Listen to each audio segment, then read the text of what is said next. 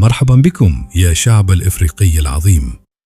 في وقت بدأت فيه ملامح الموسم الجديد تتشكل، تسعى الهيئة المديرة للنادي الإفريقي لترتيب البيت الداخلي مبكرا، والهدف العودة إلى منصات التتويج والسيطرة على الساحة المحلية والقارية.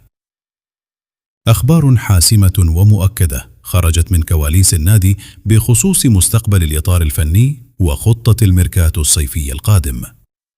إذا كنت تريد معرفة ماذا يطبخ في كواليس باب جديد، تابع معنا هذا الفيديو حتى النهاية، ولا تنسى الاشتراك في القناة وتفعيل زر الجرس. أكد مصدر مسؤول ومقرب جدا من داخل النادي الإفريقي أن إدارة النادي متمسكة بشكل كامل وبدون أي تردد باستمرار الجنرال فوزي البنزرتي على رأس الإطار الفني خلال الموسم المقبل. هذا القرار لم يأتي من فراغ، بل جاء بعد الاقتناع التام بالنتائج الإيجابية والروح العالية التي ضخها البنزرتي في عروق الفريق خلال الفترة الأخيرة. الهيئة المديرة ترى أن الاستقرار الفني هو الحجر الأساس والمفتاح الحقيقي لبناء فريق قوي قادر على إعادة النادي إلى واجهة البطولات. لكن الاستقرار وحده لا يكفي، والبنزرتي معروف بطلباته الصارمة لتحقيق النجاح. المصدر ذاته أوضح أن الهيئة المديرة أبدت انفتاحا كبيرا ومرونة تامة لتلبية مختلف طلبات المدرب في الميركاتو الصيفي القادم. الإدارة تعمل حاليا على توفير رصيد بشري قوي ومجموعة قادرة على المنافسة بشراسة محليا وقاريا.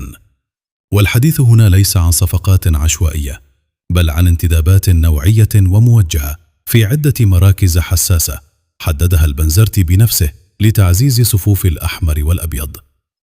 ما يبعث على الاطمئنان داخل قلوب الجماهير هو حالة التفاهم الكبير والانسجام التام بين إدارة الإفريقي وفوزي البنزرتي.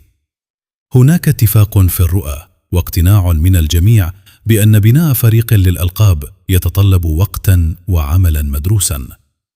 الإدارة تسعى جاهدة لغلق ملف المدرب والصفقات مبكرا جدا، والهدف من هذه السرعة هو الدخول في التحضيرات الصيفية بتركيز كامل بنسبة 100%، وتجهيز الفريق بأفضل صورة ممكنة قبل إطلاق صافرة الموسم الجديد.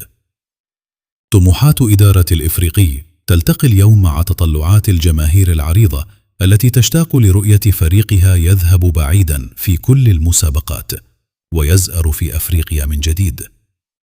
الخطوات الأولى تبدو واعدة ومدروسة، والاستقرار هو العنوان الأبرز. وأنتم يا شعب الإفريقي، ما هي المراكز التي ترون أن الفريق بحاجة ماسة لتعزيزها في الميركاتو الصيفي؟